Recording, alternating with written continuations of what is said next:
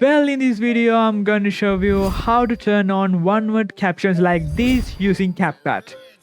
First, open your Capcut and import your video and put it in the timeline.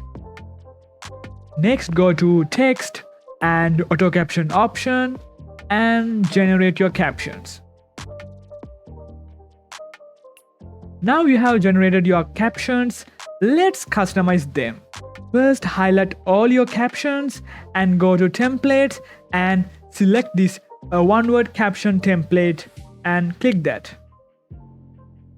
Well, now go to basic tab and you can literally edit your template, and you can change your font size, and you can change the color of your fonts according to your preferences. And also, not to forget, there are a few other options that you can customize your fonts. You can change it to uppercase, lowercase, like that. There are a few other options, you can use them. Okay, finally, let's see how our captions work in our video. I'm going to make my selection like this. Okay, I have my selection, and alright, that is it for today. As you can see, it was really easy. Follow these methods. You will love these one-word cool captions in Capcut. Well, finally, if you enjoyed this video, hit the like button, and if you think this video was useful, don't forget to subscribe as well, and bye.